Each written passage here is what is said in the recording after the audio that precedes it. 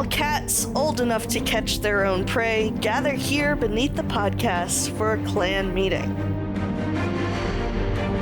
Welcome to Paws and Clause, a podcast where we read the Warrior Cats books in chronological order. I'm Jill, joined by my co-host and sleepy little guy, Scout, and today we will be discussing The Prophecies Begin, Book 1, Into the Wild.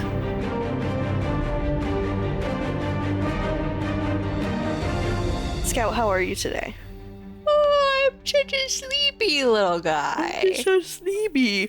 I'm so sleep, Jim. Just a sleeper.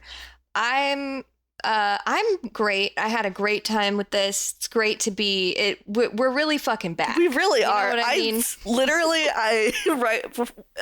mean? My husband just got home, and when I said, "Oh yeah, Scout and I are recording today," and he's like, "Already?" I'm like, "Yeah, because we're going to the zoo on Sunday, remember?" And he's like, "Oh yeah, that's right." And I was like, Eric, rereading the very first book published in the series, I know we've had a podcast about this for months. I am now truly back on my bullshit, is how I feel after reading this book. I am like, so fuck it, Weeball. We're so in it now. We're so in it. It's so true. Reading this is really, it's really just like, yeah, man, fucking yeah, dude. Yeah. Yeah, hell yeah, brother. Yeah. Good times. Excited to talk about it. But before we get into that, how is the prey running today? Well, the prey is running all right. So what Eric and I have been doing a lot, instead of making like a big pizza for us to share, because we both kind of have like mostly the same taste in pizza toppings, but I like black olives and he does not, and there's like a couple other things that like we differ on for toppings. And he likes a lot more sauce than I do. We've started getting like these naan flats from the store, like the garlic naan, and we use those as the pizza crust. So today for my lunch, because we had some left over just sitting in the freezer, I made myself a pizza with pesto instead of red sauce, mozzarella, and bacon. And it was so good. That sounds very tasty. It was very tasty. And very a lot of ingenuity there. Yeah. The use of the naan. It was me convincing myself we have food at home. We have food at home. But yesterday I went back to my craft group because I hadn't been last month due to the bronchitis incident. Ah, yes, the sickness. The illness, the green cough. And I went back to the coffee shop that I always go to beforehand, and they had their fall drink menu out, baby. Oh, hell yeah, I love a fall drink menu. So I got a brown sugar spice iced latte yesterday morning, and it was so good. Fuck yeah, love that. Sounds so good. It was very delicious. How about you? What's the food situation been like? Food situation has been good. Last night, Mom made a lasagna. It was a bechamel lasagna. Ooh, okay. Instead of having like a meat sauce in it, it was roasted butternut squash with then like a ricotta cheese mixture and a little bit of like nutmeg and white sauce. It was so tasty. Dude, this just cements the fact that I need to come visit because I need to like eat your mom's cooking expeditiously. It's so true. You gotta come eat the food. It was so good, and I might have those leftovers for a late lunch after we record, or I might I have some pizza leftovers frozen in the freezer myself, and so I might have that. Not as homespun as yes, yours. Clearly. It is leftover pizza from a pizza place around here. It's all meats. It's packed with all the meats. That's always a really good pizza, honestly. It's a fun time. It's not one that I want to get every time, but when you do have it, it's like, yeah, this is a treat. Yeah, I 100% agree. Oh man. I don't have a fanfic update because I have been, first of all, it's only been like 4 days since our last recording. And in that time, I have been so busy with work. It's been a very busy week. There's been a lot of big climactic stuff happening in the games that I've been running. Mm-hmm. So it has taken a bit of a toll, which is why I was so glad that I had today off, because I was like, I can breathe. Because those of you who know, I run D&D and other games for my other job. And on Monday, we reached a very climactic point in my middle of the day game. And then that evening, we accidentally finished the campaign that we've been running. Tuesday, we reached a very climactic point in our day game and my evening game. Yeah. Lots of big emotions. And then yesterday, we had a very, very emotional session of our Candlekeep campaign. I am in that one. It was such a delight. We started out that session thinking we were going to do a heist, and it was a heist in a way, but then it was also a puzzle dungeon, which was great, and then also emotional turmoil. Yeah. But in the best way possible. Yeah, it's been a long week of work, so I don't have an update on fanfic because I have been busy doing other stuff. But hopefully... Been getting that bag. I have been getting that bag. Writing them stories, weaving them tales for us. But hopefully I will have more by the next time we record. We do have a quiz today if you'd like to take it. Yes. Quiz. There is a quiz on how well do you know Into the Wild. Test your knowledge on the first ever Warrior Cats book. That? Is there two cats kissing here? Hello? In the preview image? Hello? What do you mean? Do you not see this when you click on the preview image? I'm going to send you a screenshot. Oh my god. What the hell? I don't know. Incredible. My favorite, it's a fun game, a little game that I play with myself. Every time I click on a link from the Warrior Cats website in our work documents for the for the podcast, because there's always some inexplicably unrelated piece of fan art that when I load the page that I'm going to is nowhere in sight, and then I can't find it, and I'll never. It's a mystery. Yeah, and it will forever remain a mystery. Mm-hmm. Well, let's take this quiz.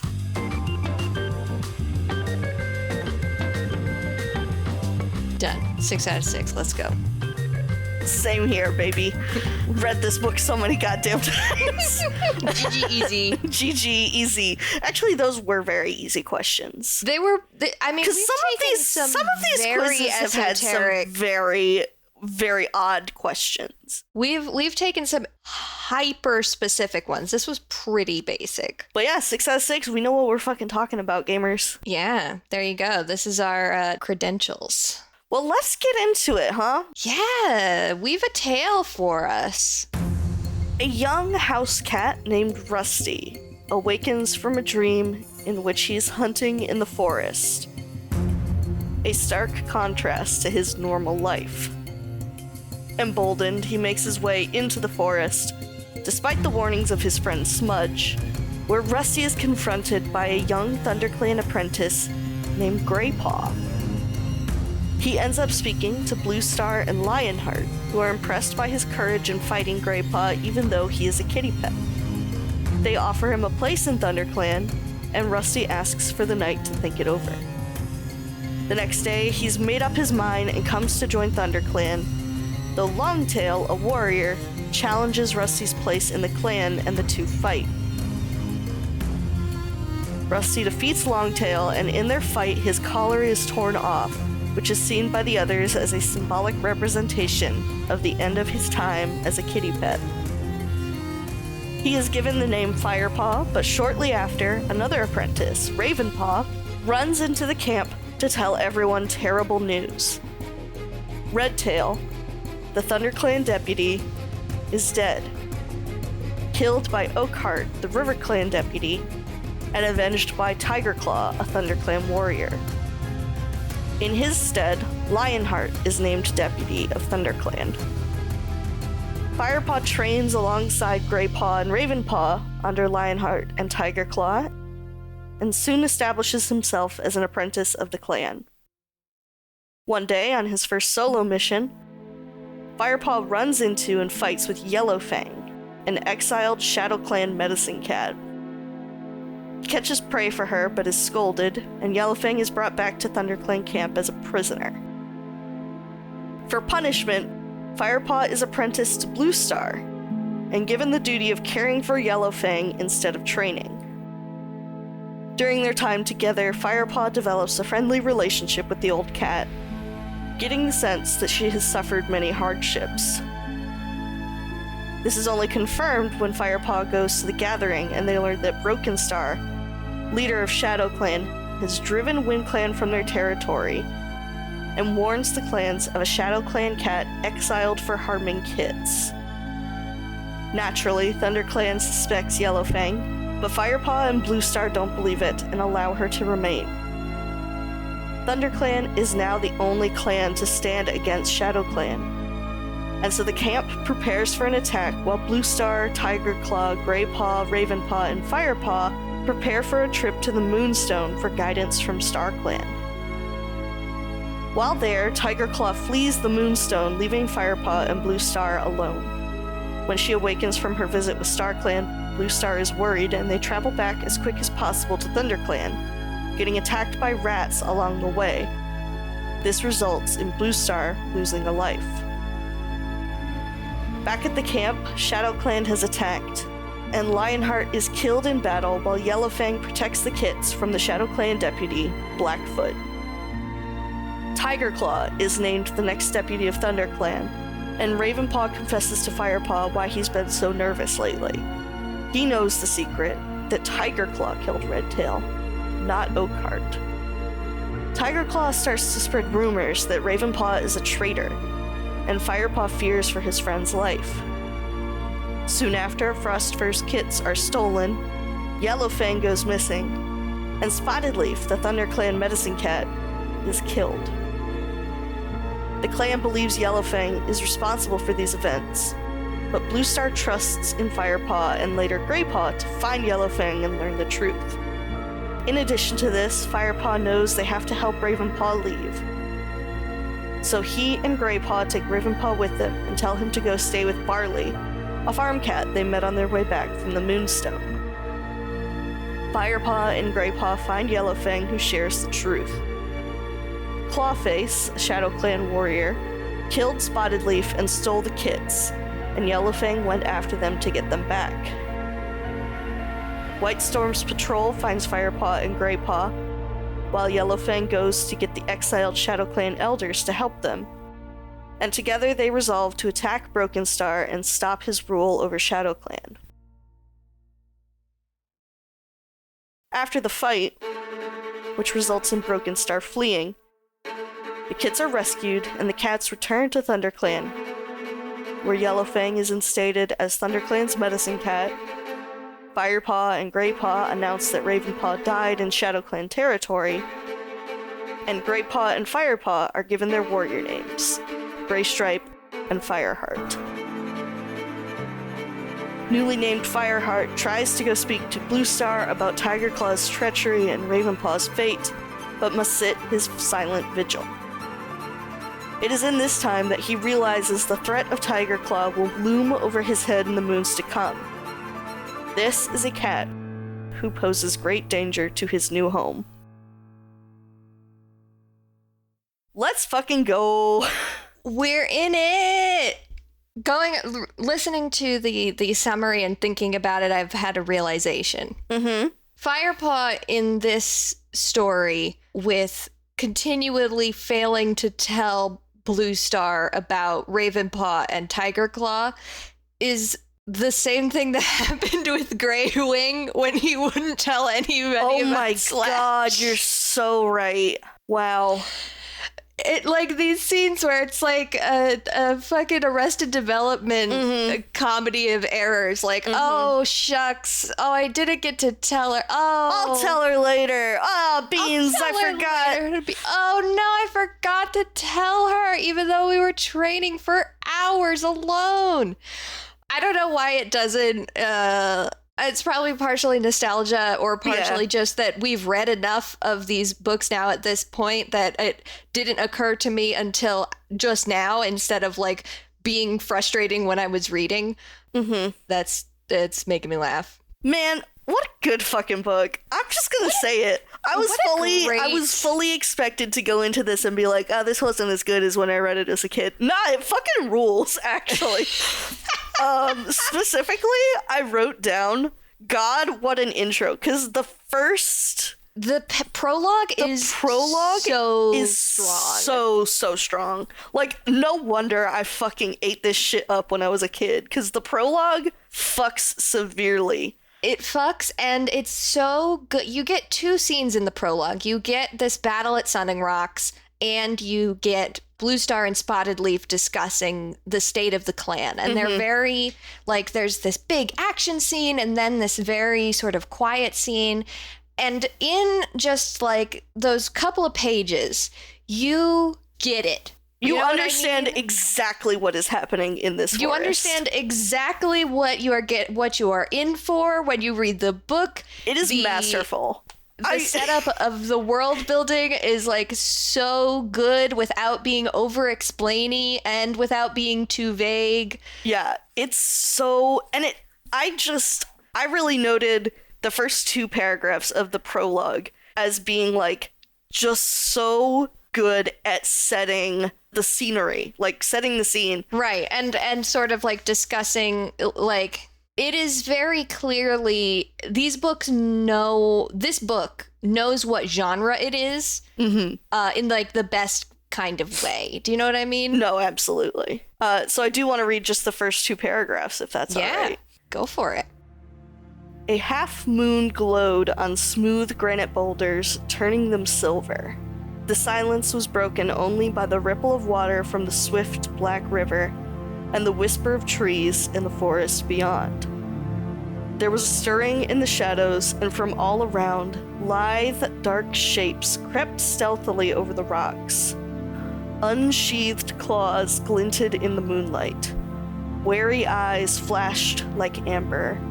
And then, as if on a silent signal, the creatures leaped at each other, and suddenly the rocks were alive with wrestling, screeching cats. Like, come on, dude. It's so fucking good because it builds up such a sense of, like, what is happening here? And you get the idea, like, this sudden, slowly building tension of, like, oh, shit's about to pop off. And then you're like, oh my god, it's fucking cats. Hell yeah, dude. It's fucking cats, hell yeah. And it does... I have owned 3 cats. I've experienced a small-scale version of this, you know? Like...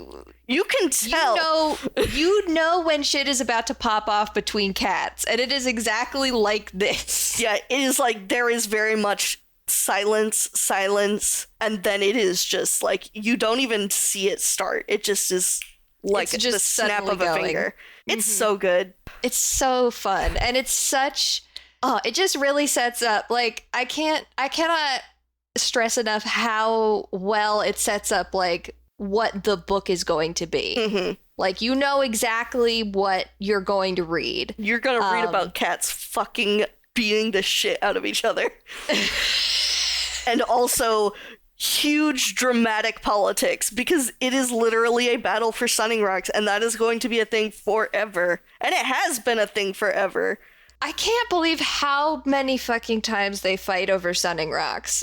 But I'm like... It really just hammers home, like, the dialogue is so well picked out to, like, give you just as much information without it being overloading. Because you're like, exactly. Yep, okay, we know that there's these 2 groups of cats, they're both fighting over this one spot, they both want it, it's been a thing for a while, and they are not gonna let the other one win. Like, it is it's very good.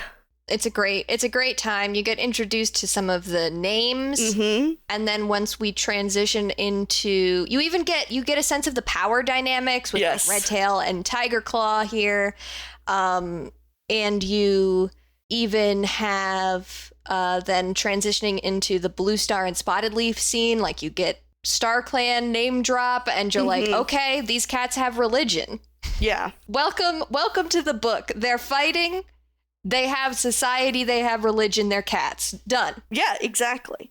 And there's a prophecy. Boom. We've got it. There's a prophecy. Like, boom. Everything you need to know is in that prologue. It's so well executed. It's a really, really well executed prologue.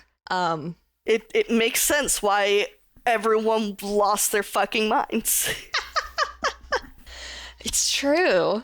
Oh, man. But as I also said to you over chat earlier, I was like, man, I hardly took any notes because I was just having such a fun time rereading this book. It really is, being back with your old friends.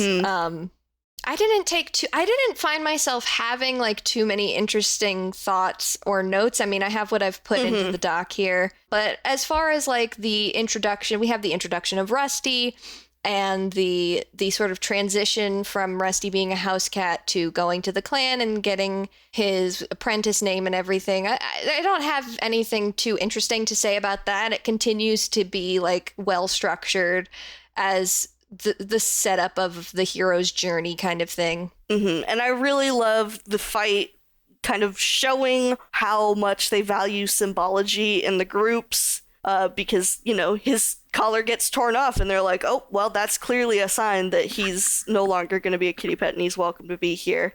And then Firepaw immediately, like, recognizing this and like, okay, then I'm going to bury it in the ground to, like, hammer home that point. And it just, I don't know, thinking about that scene specifically, like, no wonder he's StarClan's special little boy. Because he, like, gets it without needing to be told. Yeah, I think that that's the thing that I really noticed on this read, that even the rest of the cats acknowledge, is that there is a level of intuition and a level of empathy, but not even necessarily in like a sympathy way, but empathy in like and we see this in his dad. We see this in Jake too, that Firepaw knows how to communicate with other people. Like, he knows how to communicate. He is a good communicator. Yeah. He is thoughtful. He is really good at problem solving, at de-escalation. He really is. And you know what? Like, usually I would be like, this is a child. How could he be that good at this? But also, I found myself really enjoying it. Yeah.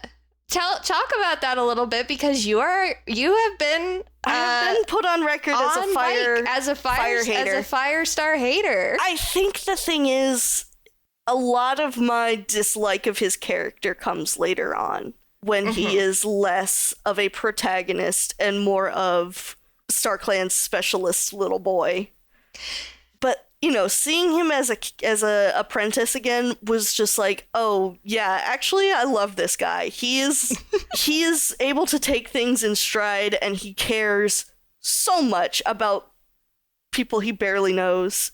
And he's got this capacity for bonding with others. Truly, Firepaw, I love him. I think I love him.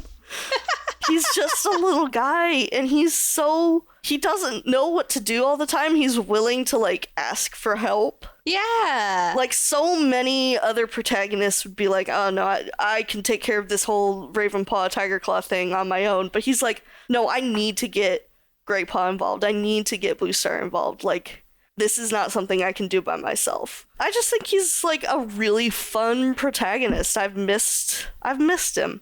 He is more emotionally mature than we see a lot of protagonists. He is. And I feel like he's more emotionally mature as an apprentice than he is later on in some of the books. We'll have to see. I feel like he does some nonsense later on, but I also could be misremembering. But yeah, I feel like I can't remember if he does nonsense or not. I mean, probably. But yeah, I really enjoyed how quickly he learned and how quickly he took to the customs while still being like, I don't know if this is exactly how things should go.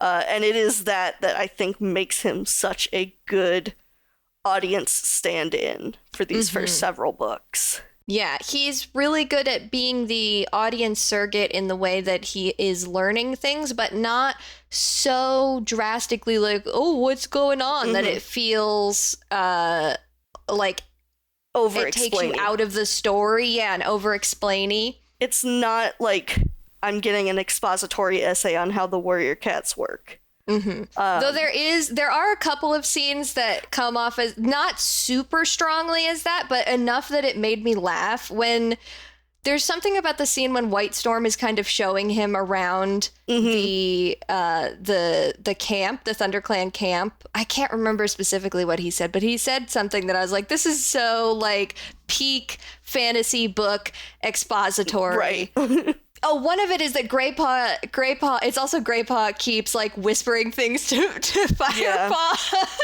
like when they're in the middle of things in like a really cute way. I love their friendship so much. Oh my God, can we talk about them? I love them so dearly. I've always, like, no matter what my feelings for Fireheart, Paw, Star has been, I have always loved their friendship.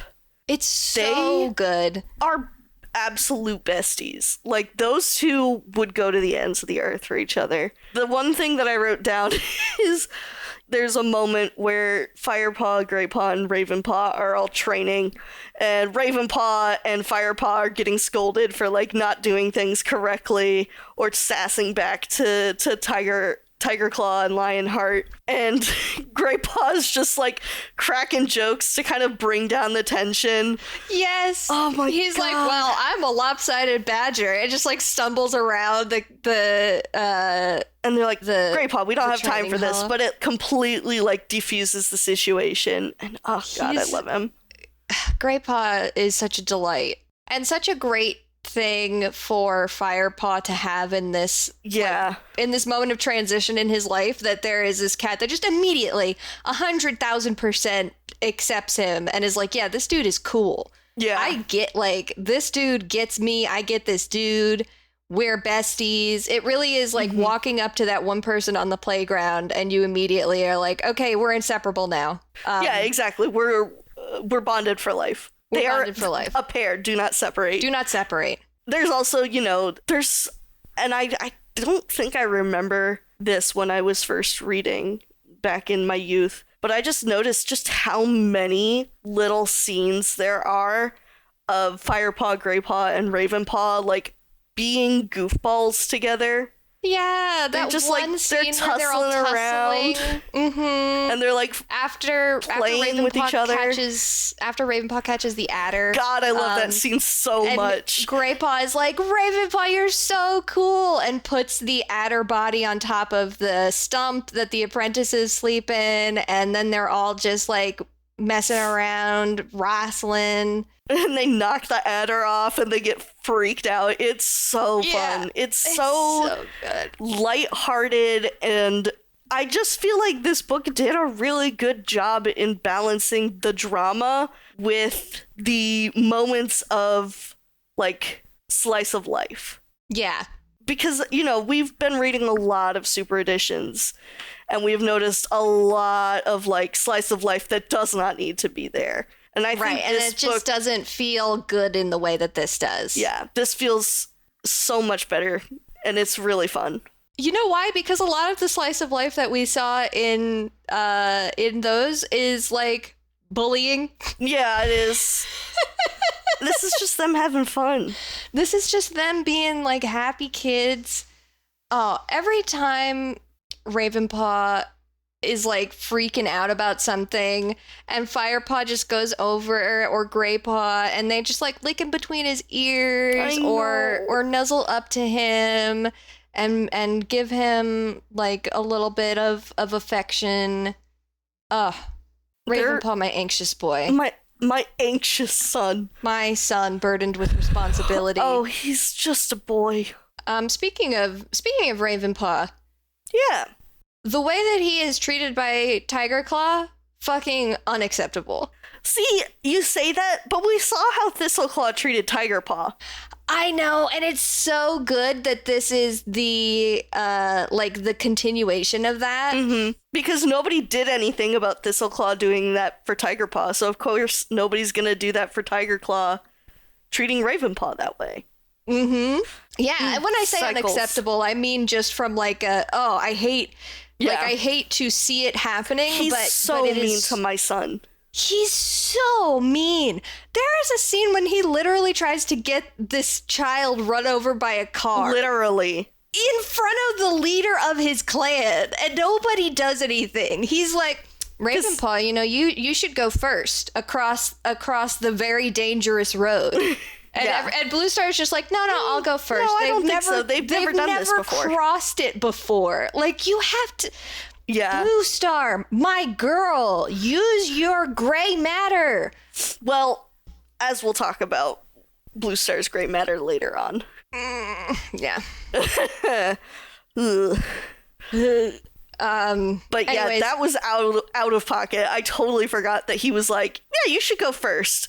Which, he kind of passes it off as like, his typical pushing Ravenpaw too hard kind of thing of like, my apprentice has to impress me. Which is probably why Blue Star is not like, why are you trying to kill him? But it is very much more of like, you're being too hard on him. Let me go. God, he's so much. Manipulate, mansplain, manslaughter. Yeah, exactly. Tiger Claw is so much. He's so much. There was a line from Lionheart that now that we know about Pine Star and Lionheart's like relationship just hits a little different.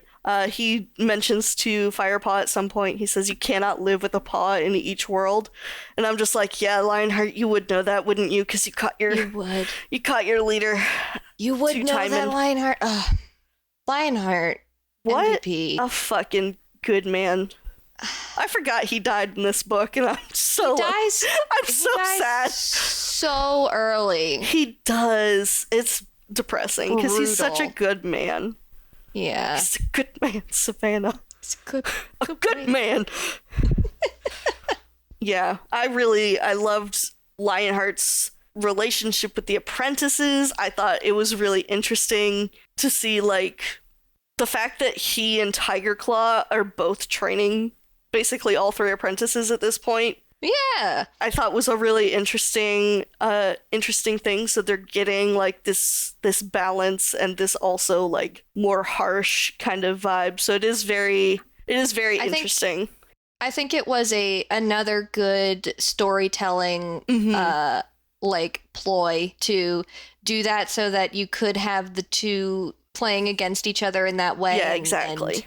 And use Lionheart's very level-headed and fair and even keel personality to highlight just how like excitable and angry and like overreactive Tiger Claw can be. Yeah, absolutely. One more Tiger Claw note is I do want to mention the time where he specifically orders Firepaw to hunt near Two Leg Place and then uses that against him. Oh, God, yeah. With the scene with Smudge, when Firepaw happens to run into Smudge, his old friend from when he was a house cat, and they talk for a few minutes, and this is during an evaluation that Tiger Claw set up to check out the apprentice's hunting skills, and he chose where each of them went.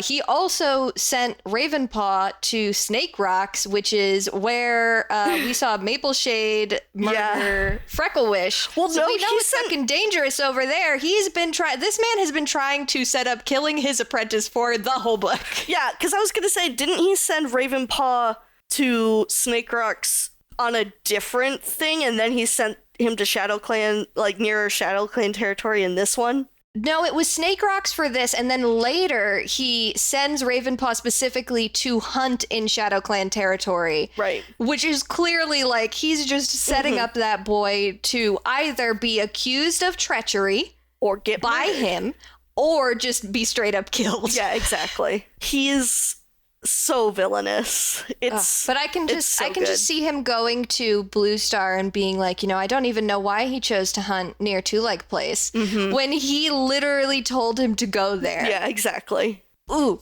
That's not even in the book, but thinking about it makes me mad. Yeah. In like a fun way. Yeah, Tiger Claw. So here's the thing about Tiger Claw. He's such a fun he's the kind of villain you love to hate. Oh yeah. Because definitely. He is so fucking conniving and every time he does some shit. Yeah. And he's just got this shit-eating grin on his face because he's like, I know you can't prove it was me, bitch. Ugh, little bastard. Just want to pick him up and shake him around. You're not that big. Pick him up by the scruff of his neck. I'm an adult. Pick him up. Put him in a carrier. Baby carry. Who's the little baby? Who's the little baby? He's like, I'm gonna fucking kill you. Speaking of world building, I did want to point out, and I noticed you put it on here too, we get the explanation for what sharing tongues means. Yeah. It's just kind of hanging out, grooming each other, sharing the news of the day. I really love it. I think it's just such a nice aspect of clan life. I agree. I love that it's like we have a snack and then we all sit down and we take a bath and we chat. Yeah, it's great. It's the best. That's the ideal. The ideal come over and we can hang out on the floor together. Literally, they just have floor time together. They have floor time. It's so good. Yeah, which, you know what? Like, that is exactly what I like to do when I hang out with my friends, is eat a snack, laze about, and just talk about nothing. It's great. Just talk. Yeah, just chat. Oh, I want to talk about Yellowfang and Firepaw's relationship. Yes. Tell me about Yellowfang and Firepaw. God, I love it. It's so I forgot. So here's the thing. It has been years since I'd read this book. I forgot how much time he spends with her. And he is so fucking sassy with her. And this is just another thing about, his intuition. He knows pity is not going to go anywhere with her. Mm-hmm. And he knows that she can dish it out just as hard as she can take it. So he fucking sasses her. And he knows that he's never going to earn her respect if he doesn't sass exactly. at her. Right? He knows that if he doesn't show that he is tough, she is never going to respect him. And the funniest scene is when he actually snaps at her and she starts laughing, but he thinks she's fucking having an attack. A fit. Yes. Yeah. And he's like, oh my God, I've killed her. And then he's like, oh no, wait, she's just laughing. And that was the moment where I was like, this is such a good relationship. It's so good. And it's so... Thinking back to all the shit that Yellowfang went through immediately before this, and then she's got this kid. It's just he very much feels like a surrogate son to her. Mm-hmm. You know, she has dealt with so much loss, and she never really got to be the mother to her child that she wanted to be. And then there's this little kid here who's like, I'm not going to leave you alone even if you tell me to. And she's like, Jesus Christ, just go away. And he's like, nope, I've got to take care of you. It's my sense of duty. I'm very strong in my sense of duty, and I'm very honorable, and I'm going to do this. And they just start, they have such a good banter. They have such a good rapport with each other. And he's the one who believes in her because he's spent so much time with her, and he's the only one who would. If any other cat had been given the job of you have to just take care of Yellowfang, they would not have done it with the amount of empathy that he does. Exactly. Yellowfang is so traumatized. Oh, so traumatized. So tired. The fact that she just offers for this strange cat to kill her because she's like, I can't do this anymore. She breaks my heart. I love her. She's so good, and her story is so sad. I really enjoy the kind of light touch that a lot of that stuff is shown with here, with the little hints that are dropped with about the actual history of how she got exiled from Shadow Clan, in these conversations with Firepaw. The moment of one of the kits barreling into her and her snapping at one of the ThunderClan kits and just sort of dropping bad things seem to happen to kits when I'm around. Ugh. Oh, yeah. Devastating. And then when she finds out that Broken Star is the one who killed his dad, yes. Oh. And she just collapses and she's not fighting back. It's in so that heartbreaking. Oh. I also love the scene... the reveal of Firepaw darting into the nursery during the attack. And seeing her over all of the kits protecting them. Yeah, crouched over and protecting all of ThunderClan's kits from Blackfoot. Ugh. So good. Tasty. Good. Absolutely Good shit. delicious. Love Yellowfang. I love her. She's great. Should we move on to speaking about our other medicine cat briefly? We should. Y'all are fucking stupid. We're back with Spotted Leaf. So give us the lowdown on like, take us to a little mini sharing tongues, a little mini fandom corner to tell me about Spotted Leaf. For years, people have fucking hated Spotted Leaf because they have thought that because Spotted Leaf showed like attention to Firepaw, like talked to him, basically. Literally. That she was grooming him. Like, no. There is, reading through this, I literally saw, like, no hint of romantic feelings between the two of them, except for, there's one moment where he, like, mentions how, like, warm her breath is when she's, like, handing him the herbs, and then he also says, like, dear Spotted Leaf when she dies. Right. But, like, all of it is coming from his perspective also, which I think is very important. And also, it's like no different than how any of the other cats view Spotted Leaf. She is generally very loved by the clan. Yeah. Like, they all like her. Greypaw even mentions, like, how pretty she is originally. Yeah, so, they like, talk a lot. Remarking about how beautiful this cat is not, like, Firepaw showing romantic interest. I don't know. And I know I like mentioned this in our DMs before we hopped on to record, but also, like, even if you read this stuff from Firepaw as him having romantic feelings, that's on his end. Like, children and teenagers can have, like, sort of these sort of proto crushes on adults. That's like part of growing up and figuring out what having feelings is. That doesn't mean that they are being actively groomed by adults that they show interest in. Yes, I absolutely. And the other thing is, like, we will see Spotted Leaf more in StarClan later on. And it is at that point when she is dead and Fireheart is an adult that more romantic stuff starts to kind of come through. But, like, I don't feel like there's ever a point where he, like, genuinely thinks they're gonna be together. Yeah, I don't think that... It feels just very much like a crush. Yeah. I feel like, which is fine, guys. It's okay. People have crushes. It's okay. Characters can have crushes on characters that they don't end up with in the end of the story. Like, it's fine. I promise. It's gonna be okay. It's gonna be okay. Also, characters can have crushes on more than one character at a time. It's fine. It's normal. Anyway, I can't rant right now. We can't do it. But yeah, I mean, it's like, it's kind of absurd how little there is for these people, for fans to go on with this, like, theory. Yes. Truly, she touches his cheek one time. Yeah, you know, if anything, Greypaw and Ravenpaw are more all over Firepaw than she is. Like, the thing is that cats are physically affectionate in that way also. Are.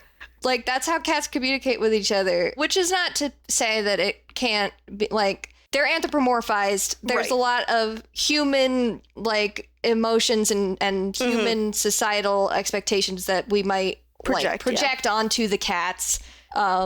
But still, like, guys, I can understand where the instinct comes from, but I think that people need to take a breath. Yeah. I think there's maybe a little bit too much stretching going on. And the thing is, she is barely in this fucking book. She's barely in the book.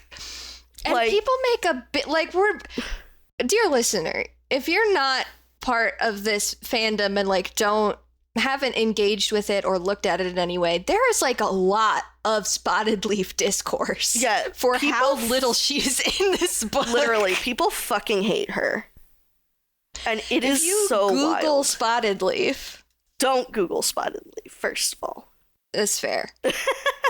But yeah, no, it is wild how much hate this female character gets for being in literally, like, only alive in one book of the original series. And, like, that was enough back then for people not to like her. Yeah. It was wild. It's a lot. It's a lot. But, you know, whatever. We can't change people. Yeah. More fun note. I don't know, interesting note. A different note. There's like a world building bit in here that the nursing queens share equal care of the kits. Which is something we've been advocating for. We've been advocating for this, and we have not seen it up until this point, not just in the Dawn of the Clans era, but also in the super editions that take place immediately before this. Mm-hmm. I don't know why they retconned that so immediately. There's definitely moments in the super editions where a queen will care for another queen's kits, but it's usually not because it is an expected duty, but because the queen who is supposed to care for the kits has something wrong. Right, exactly. It is usually in a situation. It is not like, you know, one queen is, I mean, occasionally there is moments when like one queen will be like, okay, I'll watch the kits while like you go out for a walk or whatever. But not like there is a very distinct moment in here where it is like two queens passing each other, one coming out of the nursery, one going into the nursery, and there's like a wordless communication of like a shift change. Mm-hmm. Yeah. That just is not present in a lot of other books. I mean, we look at in Shadow Clan, in Yellowfang's Secret, we had a queen who was completely resentful of having to take care of another kid who didn't even have, like, was seemingly orphaned. Right. I just thought that was interesting. I mean, we're going to get a cat named Daisy later who basically takes this role. Yeah. Yeah. But I just thought that it stuck out to me because we had a whole long discussion about this during Mothlight's Vision and Dawn of the Clans and everything. Speaking of Dawn of the Clans, do you ever just think about how Quiet Rain's bones are under the Great Rock? It's kind of fucked up, isn't it? It's kind of fucked up. I can't stop thinking about it. Every time they go to a gathering, I'm like, her bones are under there. There've been a lot of cats died there. A lot of cats died there. A lot of cats fucking died there, you know? Kind of fucked up. You know, if two guys were on the moon and one shot the other one, would that be fucked up or what? Yeah. I noticed here you wrote about the apprentices making the journey to the Moonstone. Yes. Yeah. Okay, so we've kind of been confused about this the entire road to Rusty. Yes, because both of us have I suppose misremembered the way that this works, because we were reading the super editions and neither of us remembered apprentices going to share tongues with StarClan. Right, as part of their apprentice training. Right. And according to this book, it is not quite that. It is supposed to be just them going to the Moonstone. Right. Not making the journey to the Moonstone, but not necessarily going to actually speak with StarClan in the way that we saw in like Tulsa every other cat or Blue Star's Prophecy. Yeah. Which I think makes more sense because it's saying to all of the cats, like all apprentices, like, you could be a leader one day and need to come here, so you should know how to get here. Right, exactly. And we get in this book specifically, like, Firepaw is invited by Blue Star to come in and sit by the Moonstone, but he is not like given the instructions to actually communicate with StarClan. Yeah, and it is also like he's kind of expected to keep watch over her.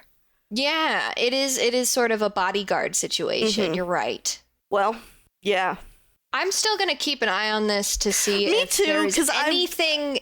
I want to know where it changes, when it changes, if it changes. Yeah.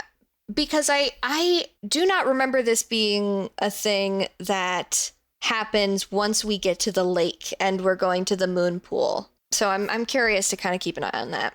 This moment, there's a moment before, like, the last interaction that Greypaw has with Lionheart, who is his mentor before Lionheart ends up dying. And it is Greypaw affectionately headbutting Lionheart, and I'm so normal about it and fine about it and not sad at all. And not, like, absolutely devastated. Yeah. Not fucking devastated by it or anything. Mm-hmm. Hurts me. Hurts me so bad. My last note that I've written here is just I want more White Storm. That is all. I fucking love White Storm, man. White Storm's great dude. He rules. The whole thing at the end of the book, at the climax of the book, when White Storm just totally puts his trust in Firepaw, so good. Just good. It's just good, you know? Yeah. He's just good. I have one thing that's going to be difficult to bring up because it is a visual thing, and this is an audio podcast. Mm-hmm. We'll do our best.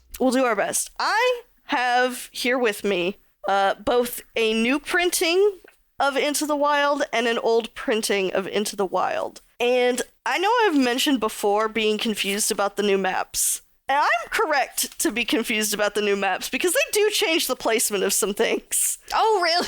Oh, shit. On these maps. Yeah, so on these maps, High Stones in the old map looks more like a quarry than part of a mountain. Interesting. Whereas on the new maps, it looks very much like, oh, yep, this is part of a mountain. I mean, it is sort of described as a quarry because they talk about it being a very rectangular opening, like it is literally a thing that has been man-made into the mountain. In the new kind of map, Snake Rocks is further into ThunderClan territory than it was on the original map, where it is like basically on the border of ShadowClan and ThunderClan's territory. Same thing with like the Sandy Hollow gets shifted over a little bit closer to Tall Pines. But the most interesting thing, and this is where my conspiracy comes in, is Sunning Rocks. Because in the new map, the river has more of a bend to it, and Sunning Rocks is very much more on like what looks like would be River Clan territory than Thunder Clan territory at all. Interesting. So I am simply fascinated because in the original map, there's like the river is a very straight line, and Sunning Rocks is like very clearly on the Thunder Clan side. Like it looks basically like, yeah, that makes sense that they would have the Sunning Rocks. But on this other map, the river has like several deep bends to it, and Sunning Rocks almost looks like it is jutting into the River Clan territory. So that is fascinating to me that they would make that decision. I have a possible, I have something to add to this, which is that in one of the short stories, when reading through Code of the Clans, they do mention at some point that at one point the river flooded, and when the flood receded, the entire river path had changed. Interesting. So sometime in the history of the clans, there was a change to the river's path. That is true, and that is interesting. But it is also interesting that 2 copies of Into the Wild have it in different places. Yes, that specifically is concerning. But anyway, that's just a fun thing I noticed. Hell yeah. Do you want to take us to the Erin Corner? Yeah, I'll take us to the Erin Corner. I'm gonna open the Erin Corner. I was reading some of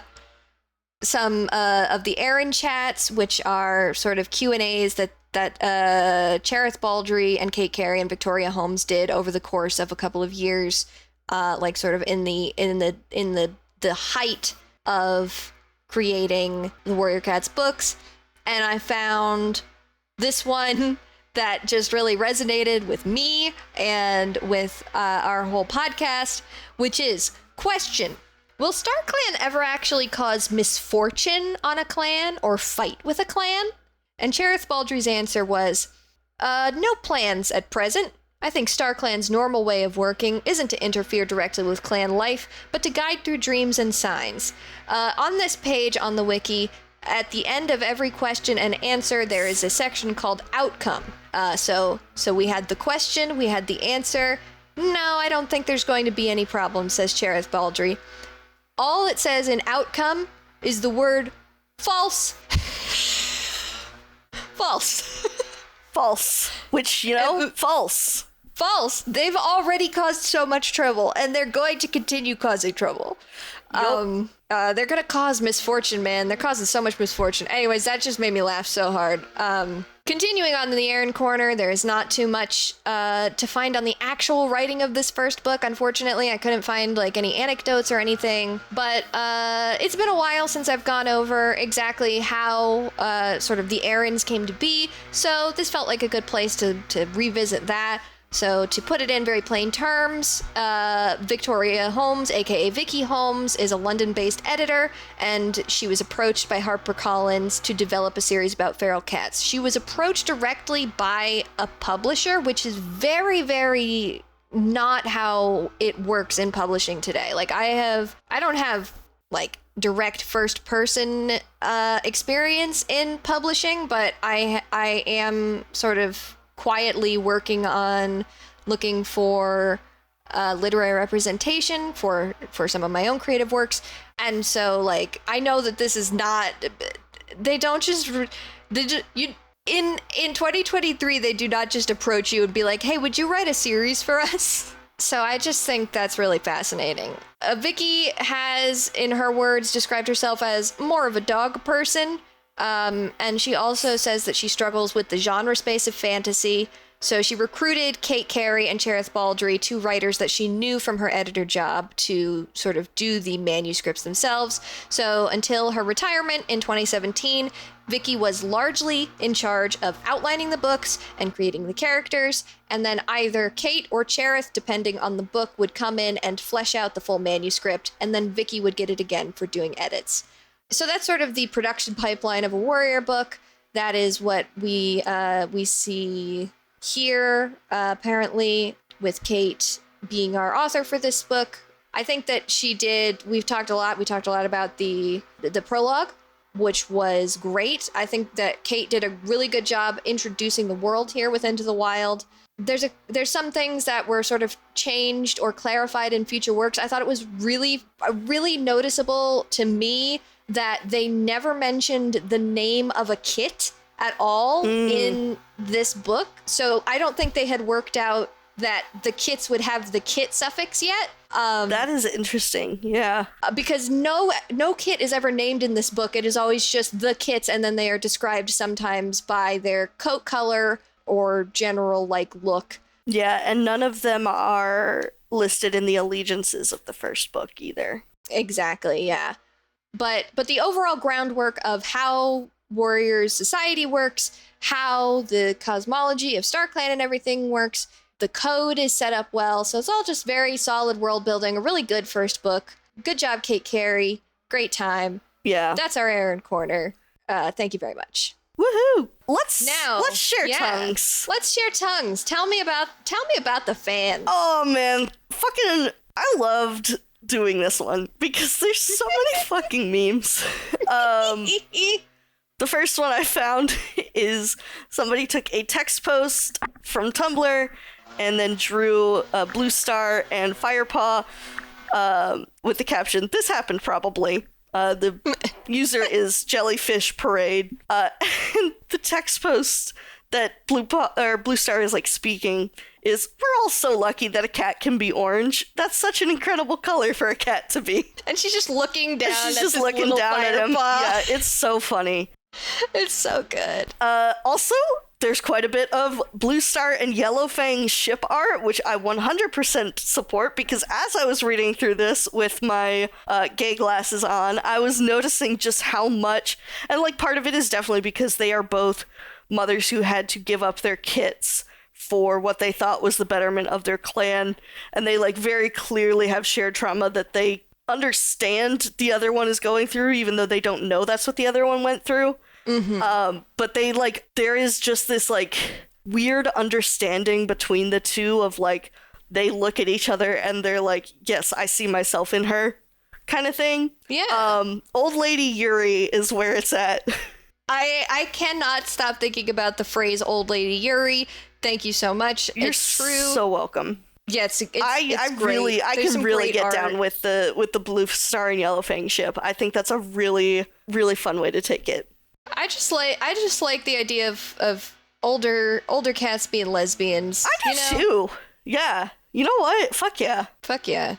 We've got another fucking comic. There's so many fun little comics and memes in the fandom for Into the Wild specifically about Blue Star and Firepaw's conversation where she asks him to come live with them.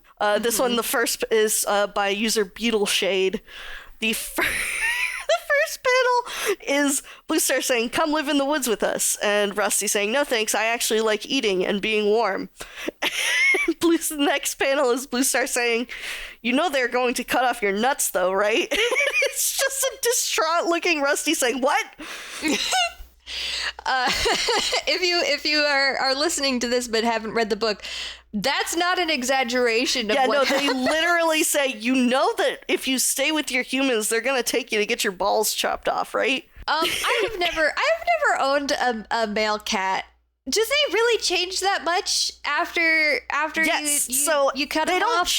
They don't change to the extent that Henry, the cat that they mention, or Smudge, the cat that they mention in here, changes.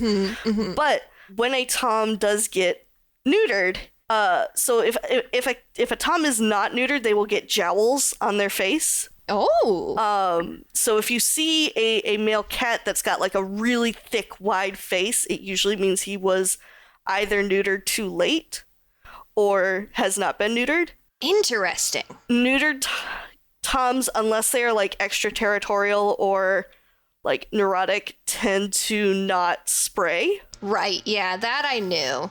This is not always true. I have dealt with several cats in my time that were neutered males who did in fact spray. I don't think it really affects the energy as much as they are saying it does. Because, I have had a few male cats and they have all been neutered.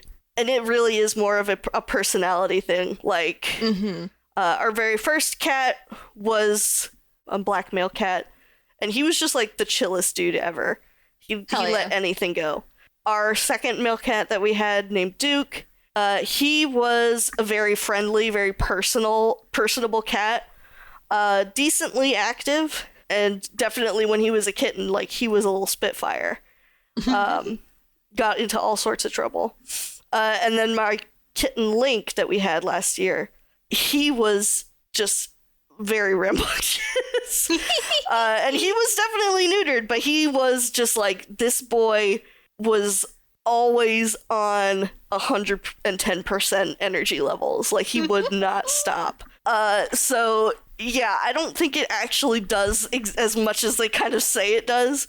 But there are definitely things that do, like, physically change about cats that are neutered. That is so, and I did not know that about that unneutered males will get jowls. That puts into perspective so much more the reason that there's this scene where in this book where Firepaw is like, the warriors that I live with have such broad faces and Smudge's face is so skinny.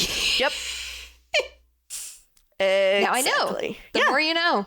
This next one is from Duskstar727, and it is a play on a meme that was going around Tumblr for a little while back. Hey, yeah, I'm really sorry, but I kind of convinced your boyfriend to run away and join ThunderClan. Yeah, it was so he wouldn't get his balls chopped off. And yeah, they have some sort of prophecy about him in a fire. Yes, he's being bullied by the adults around him because of the circumstances of his birth. Yeah, he's feeling very isolated. No, he's never coming back, I'm sorry. He thinks he's better off miserable there than happy as a kitty pet. God, I'm so sorry. Just great, love that. Somebody did some art of... there's some more Yellow Fang Blue Star ship art with Firepaw saying, "Why does Blue Star call you baby girl?" in the so Mob good. Psycho 100 meme style vibe. It's so good. Love that. Somebody else drew some of the main players of this book as cats in a dating sim, and I need that to be real. It's got Ravenpaw looking all nervous and sweaty, and it's like, I'm Ravenpaw. And then Greypaw is, "Hi, I'm Greypaw, let me show you around." And Firepaw's like, "I'm glad to not be the only new cat in ThunderClan." And then you got Tigerclaw, and you feel a sense of dread crawling over your spine from the silence. And he's just glaring with like It's this so glowing yellow good. eye. I really want this to be real. It would be fun. I need it. I did go on to this person's page. They are an AO3 writer, so I'm gonna have to check out their stuff. But they also put in there I think about MILF Tiger Star every day. What does that mean? Yeah. What does that mean? Explain yourself. Oh, I'm sending this to you, but we cannot talk about it right now. Okay. There's a lot of really good Firepaw art, especially because we just had the 20th anniversary this year. True. So I bet a lot of old fans are returning. Yeah, there's a lot of happy 20th anniversary stuff of people just drawing Firepaw because they're like, this is the boy, this is the one who's like, happy birthday Firepaw. The one who's happy birthday Firepaw. Yeah.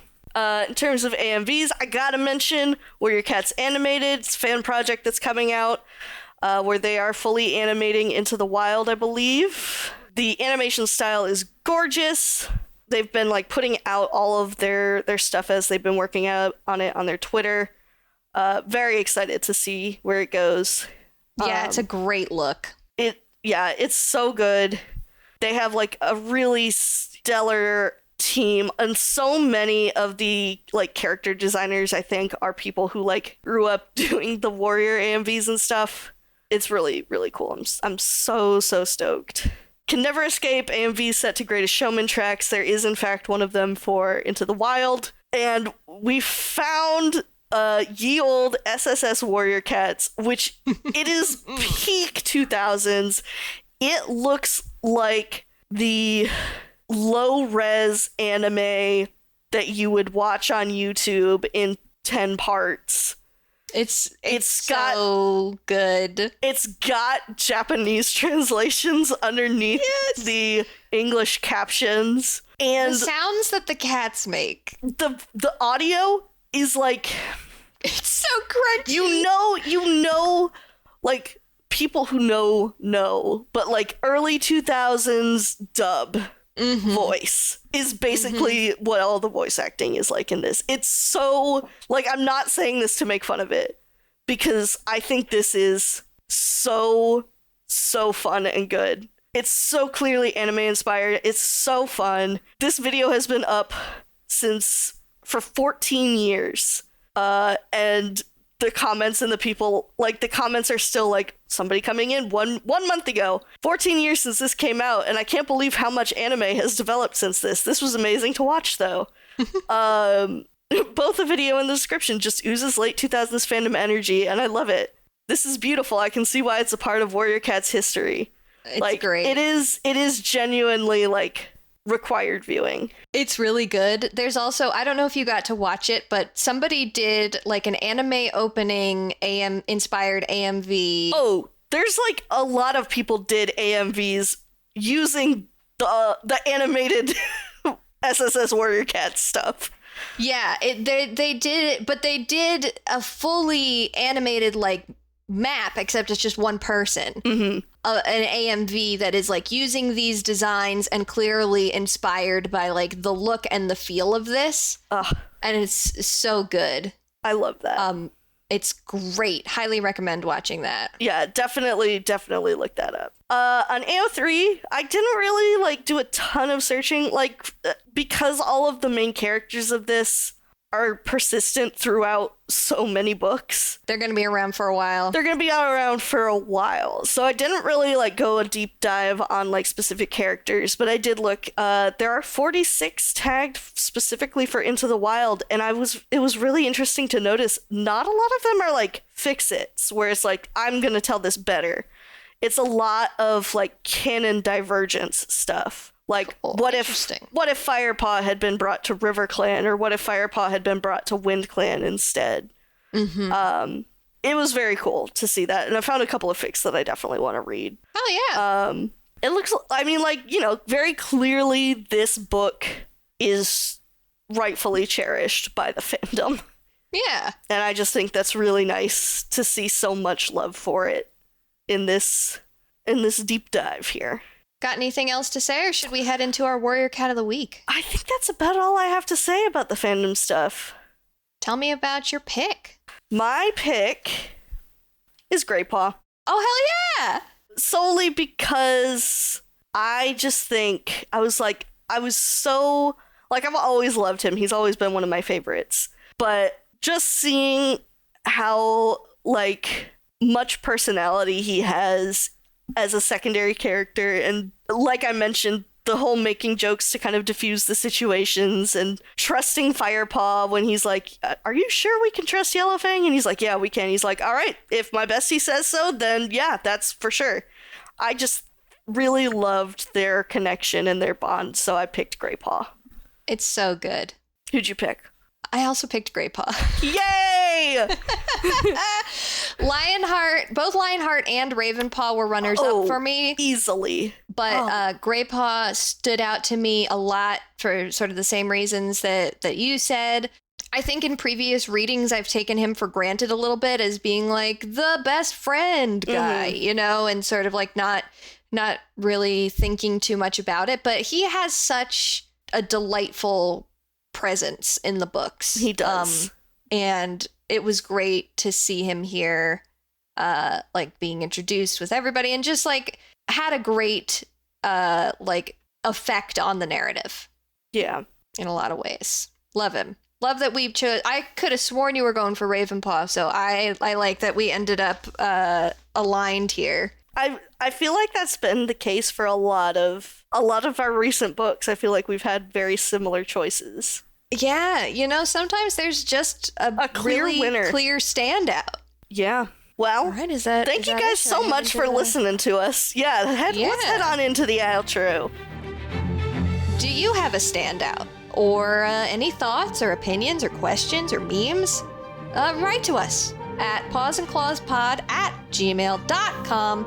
That's paws, as in what a cat has, claws, as in the part of speech, pod, as in podcast.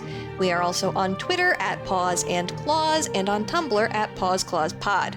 Listeners who are 18 years and older can come join us on Discord, which will be linked in the show notes. You can find me on Twitter or Tumblr or Blue Sky at Humble Goat, and you can see the art that I do, including our podcast cover art, at scoutwilkinson.myportfolio.com. Those links, as well as my Ko-fi page, will also be in the show notes. And you can find me on Twitter at plot_twists, on Blue Sky at plot-twists, or on Tumblr at antique-romantic. Our next episode will be out in 2 weeks, where we will discuss Book 2 of The Prophecies Begin, Fire and Ice. Read along by buying the book from a local bookstore or checking out a copy from your local library. Until then, dear listeners, may StarClan guide your paws.